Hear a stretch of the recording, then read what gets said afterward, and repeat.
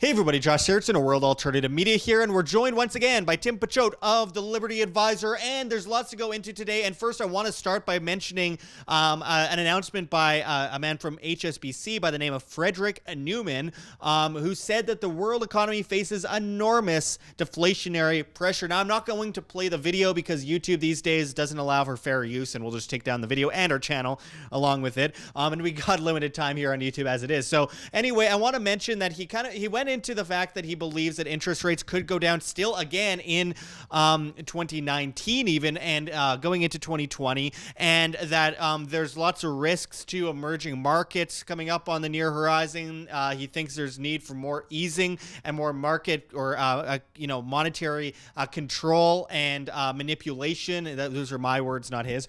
And I wanted to go into this a bit with you, Tim, because I find this rather interesting. This idea of the economy facing vast deflation, because we're seeing all these different medias, mainstream medias. We see people on the left and the right saying that going into 2020, we see nothing but prosperity on the horizon. And obviously, little do most of these people know that, all this propping up the economy and all this pumping the markets with all this fake money, all of that leads to disaster eventually, and it has to. And, as I've gone into a million times, all fiat currencies eventually revert to zero. They always have, they always will. So I wanted to ask you about these comments by HSBC as far as deflation goes, because it seems like there are some concerns there. I think a lot of people high up at a lot of these major banks are privately really concerned but publicly bullish. What do you think? Well, thank you for having me on, Josh. But one of the biggest factors when it comes to deflation actually has to do with another D, and that's demographics. And so what they've done is different studies, and it shows that the average person spends the most amount of money in their lifetime at age 46. And if you take a look at, the baby boom started in 1946, went to 1964. And then if you take a look at when the baby boom, just like the oldest ones, first started hitting retirement age, it was right around 2008. And so when you hit retirement age, all of a sudden most baby boomers are like, oh crap, I saved nowhere near enough amount of money. You've got about half the baby boomers that have less than $250,000 saved, roughly, give or take, last time I checked the numbers. And so what that means is, okay, great. You get Social Security, I don't know, maybe $15,000, and then you've got another $4,000 a year, even if you were part of the half to save the $250,000. So great, you're living off $19,000 a year, which means maybe now you got to sell your $300,000 house and downsize to a $150,000 house. And so there's all these different factors that are leading to having some deflationary causes. But then on the other side of things, you got the Federal Reserve that's printing a whole bunch of money. And now if it gets stuck at the big zombie banks, that could also create deflation. But if it ends up going out into the economy or going out into other currencies, then you can see inflation. And right now we were mainly seeing inflation in financial assets. But, depending on how the demographics shake out, we've got so much, hope really built into the system. A lot of the stock returns we've mentioned over and over and over again have to do with all this cheap money that's out there, and then companies buying back their own stock with the cheap money. Right. And so that surely cannot go on, go on forever. And it's really, it's really the Federal Reserve that helped fuel all of this with the low interest rate policy. But yeah, I would say going forward, it's got to be the demographics is the biggest thing leading to potential deflation. Right. So can you just first of all just go into, for those that aren't yet aware, I mean, we talk about inflation a lot at WAM. We talk about deflation quite a bit as well, but most of our viewers know what inflation is. There's many that don't quite know exactly what deflation is, and disinflation, which this guy at HSBC also noted. Can you just briefly and simply explain what that is for the audience? Yes. So right now we have a debt-based monetary system, which means that our money is backed by debt. And absent that, and if that wasn't the system, or that wasn't the case, having deflation wouldn't be a bad thing, because it means that everything that you buy would be cheaper and cheaper and cheaper. You get more and more and more of it each and every year, which is obviously a good thing. So no one's saying, oh man, that at $50,000 a year I made last year, like, oh, I really hate that I'm gonna be able to buy a lot more with it this year. And so but then you got guys like Paul Krugman will be out there and say, oh, it's a bad thing because then people are going to hoard onto their money and it's not going to go out through the economy. But the thing is, the bankers cannot afford, but you have to understand who it's bad for. Is it bad for the people or is it bad for the bankers? And really, the deflation is bad for the bankers, and it's bad for the government as well, because the only way that they're ever going to be able to pay back these debts, and there's no way to pay back the debt, but the only way they can actually string along this Ponzi scheme is to keep the interest rate low, and they need to have inflation to basically eat away how much the true impact of the debt really will be. And so the crux of the matter is the very first dollar that was lent out December 23rd, 1913 had roughly 4% interest on it. And so the exact problem is, if you, even from day one, when you lend out the very first dollar, at the end of year one, you owe $1.04, you can never pay back $1.04 with a dollar. And so it creates a system where there's always going to be more debt than there is currency. And so what deflation looks like is, it actually, if you were to, let's say you take some of your debt to pay down your money, eventually what happens is you're left with no more money. And again, money and currency, but you're left with no more money. And then, you only have debt. And so the whole system implodes. I do have a video on my YouTube channel about this, going through, I believe it's called Why Central Banks Are a Scam. I know Mike Maloney has another great one, Hidden Secrets of Money, Part 4. I actually reference that in my video. But yeah, it's a very important concept, because when people talk about it being bad, you gotta frame it in who is it bad for.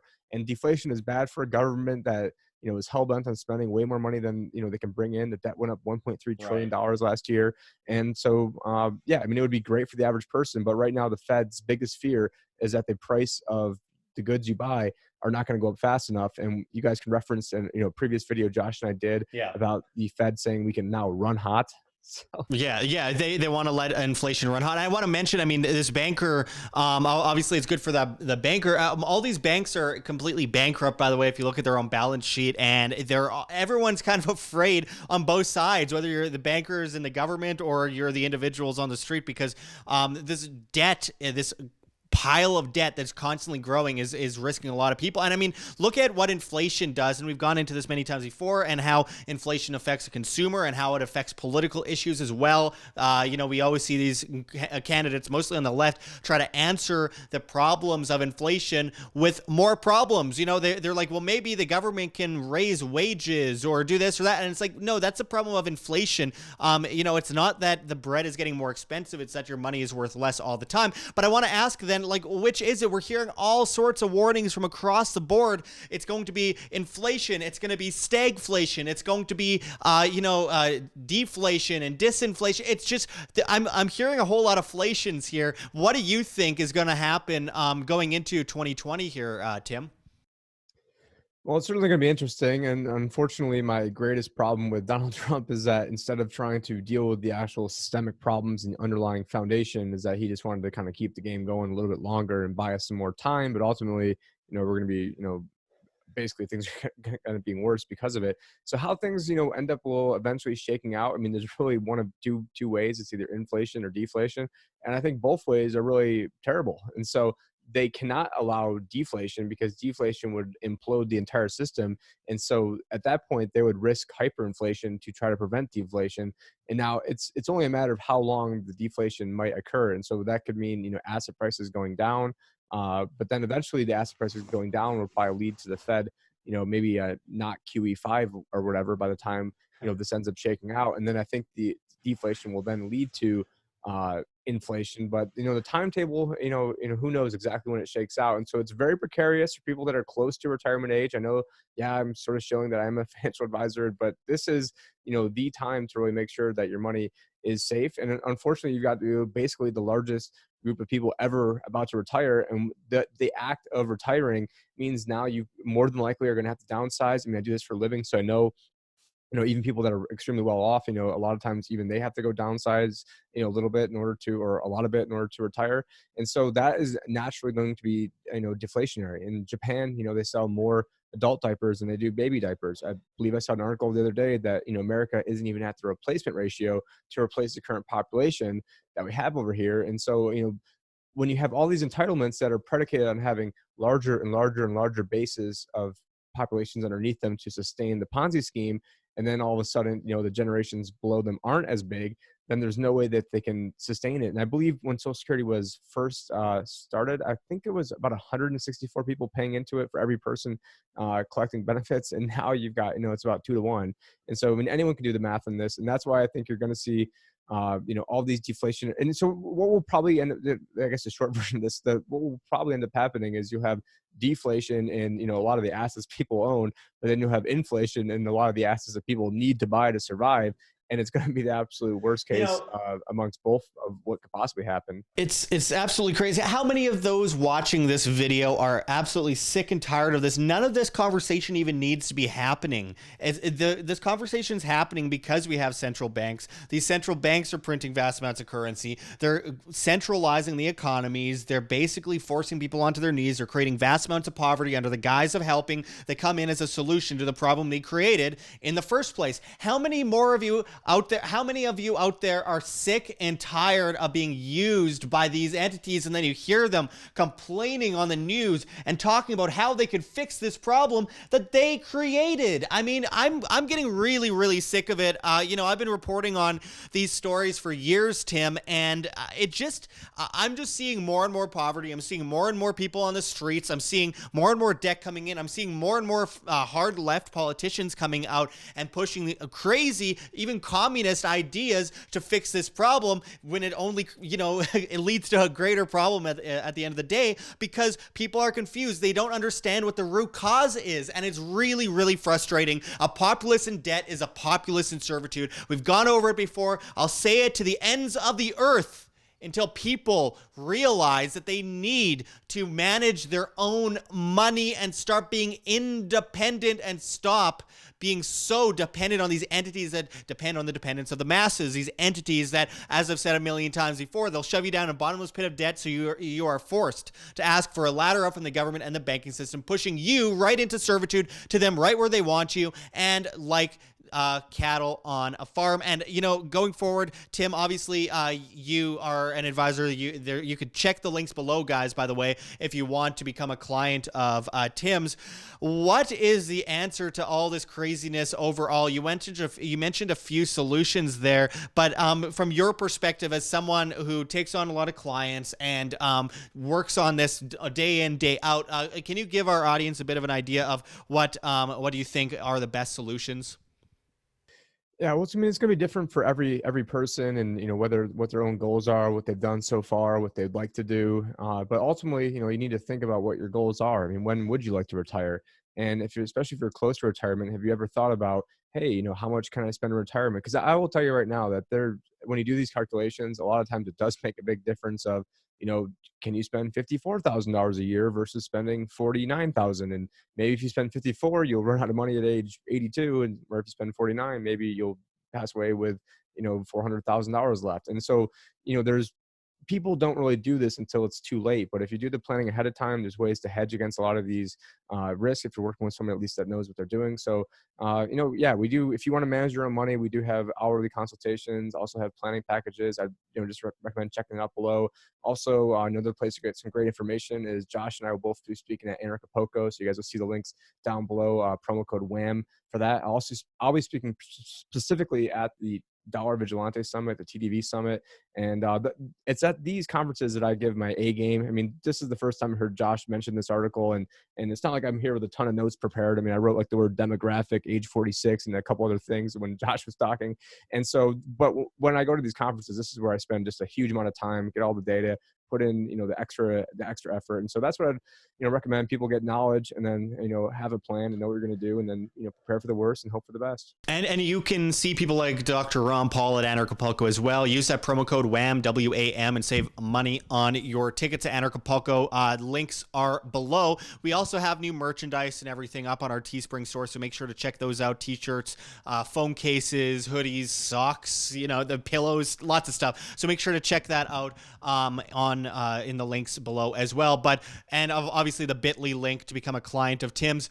But just finishing this off, I think this all comes down to something very, very important, which is simply just independence, responsibility. Responsibility is freedom. Freedom is responsibility. And as I've gone into a million times before, and I'll say it a million times again, food, water, shelter, self-defense are not gathering things for the toughest guy on the block, and of course, gold and silver as wealth insurance to hedge yourself against crises. This isn't investment advice. This is simply my opinion, but it goes without saying. You look at history and it tells you the same story, as well as decentralized, properly, fundamentally useful cryptocurrencies and blockchain infrastructure technologies can replace the old guard system with a new system on the free market. It depends on you taking action now for your own life, for the life of your children and the life of your grandkids, and to set an example for those around you. Live free, live by example, folks. Now, as we close this off, I want everyone to comment below, deflate the Fed. Deflate the Fed. Comment it below. We try to do a little survey at the end of these videos, especially lately, to see who's actually watching at this point of the video, because not everyone watches to the end, and many people comment within the first 5 seconds of pressing publish and mass dislike it and all that kind of stuff without even watching the videos. So we like to see who our awesome viewers are that are watching all the way to the end. So write deflate the Fed in the comments. Make sure to press like on this video and help us out any way you can. There's lots of links below that helps keep this kind of media alive, as on December 10th, which is literally right away, we're seeing a change to the terms of service on YouTube. They have already admitted that they are cutting down viewership 70% on average on videos. We've been cut down 80% since January. They're demonetizing about 90%. It's brutal. They're stopping people from seeing us. Before, we had 72% of our views came from suggested video content on the side of the screen. Now only 1.2% of our views come from suggested videos. They're not suggesting us to anyone anymore. It's killing us, but we are on float.app. That's flote.app. And we also need to raise money, about another $1,200 in monthly pledges by January 1st to stay afloat here at WAM. So make sure to pledge if you can to Subscribestar, to Patreon. We have GoFundMe, all of that. And also you can support WAM, like I mentioned before, by purchasing a t-shirt or something like that, or a hoodie, or some of our merchandise from our Teespring store linked below as well. So anything helps at this point. You know, there's lots of events. There's referrals. There's Anarchapulco, promo code WAM. Anarcho Vegas, promo code WAM. Lots of stuff coming up. So make sure to check those links below. There's many ways you can help us, even if it's just liking and sharing our content. It means a great deal to us. So hopefully we will survive past December 10th, hopefully January 1st, hopefully the middle of next year, but mainly we will be on float.app as well as BitChute. So make sure to find us there at Josh Sigurdson, at WAM, and at the Liberty Advisor. So anyway, I appreciate you joining us today, Tim. And until next time, this is Josh Sigurdson with Tim Picciott signing out from World Alternative Media. Find the truth, be the change. Like what you see here at WAM, don't forget to check the links below. GoFundMe, Patreon. We cannot do it without you guys. Every donation is extremely, extremely appreciated, as we're getting incredibly shadow banned. We've lost 80% of our audience since January of 2019 and counting. They are ripping us apart here on YouTube, and the only thing we could do in the meantime as we prepare for the next big step is to ask for help from the viewers that support our free information that we try to post on a daily basis. You can also find us on Subscribestar, where just $1 a month, that's all it takes, $1 a month is all it takes to truly make a huge difference. If everyone gave $1 a month, it would change everything for independent media, and we could win this information war, and we can defeat the mainstream medias eventually. And of course, on Subscribestar, we post subscriber-only content that you'll only see on Subscribestar. So make sure to pledge there, become a patron. That makes a huge difference, guys. And also, don't forget to check out our Bitcoin address below in the comments and description, as well as on the screen for you to scan, if you please. And also, don't forget to subscribe to us on the alternatives. We will likely be deleted by YouTube in the next 2 years. It's already happening on a vast scale. So make sure to find us on float.app. That's flote.app. At Josh Sigurdson, as well as at WAM, W-A-M. Float.app is replacing every social media, and I mean, it's just incredible the opportunities it provides for not just creators, but for the average person who wants to get away from these nannies telling them what they can or cannot see. They plan to replace Facebook, Twitter, YouTube, Twitch, Tumblr, Reddit, and Patreon. You could subscribe to us on Float and pledge with cryptocurrency. cryptocurrency. It's really innovative. We are also on BitChute at World Alternative Media, as well as so many others, Minds, PocketNet. You can find us at World Alternative Media on Instagram. There's many options. And finally, don't forget to join us at Anarchapulco 2020, the famous event, the best Liberty event known to mankind, other than perhaps Anarcho Vegas 2020. There are two major events coming up that we are extremely excited about, and you can use promo code WAM, that's WAM, and save 10% on your tickets to these legendary conferences. There's so many amazing people speaking there. You won't want to miss it. So make sure to support in any way you can, even if it's just sharing our videos, pressing like, pressing to be notified. Anything helps, folks. You are the change you wish to see. Thanks for watching, everyone. And until next time, this is Josh Sigurdson signing out from World Alternative Media. Find the truth, be the change.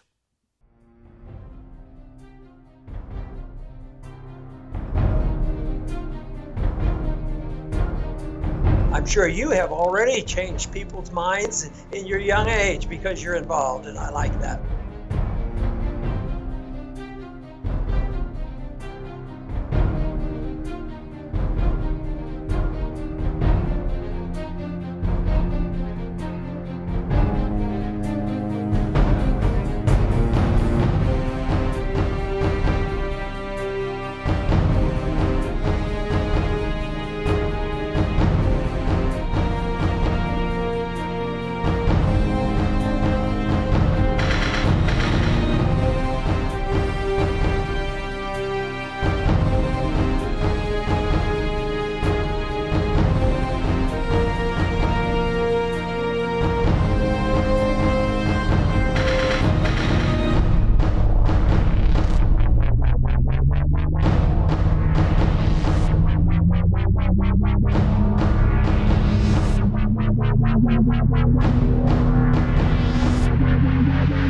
Bye.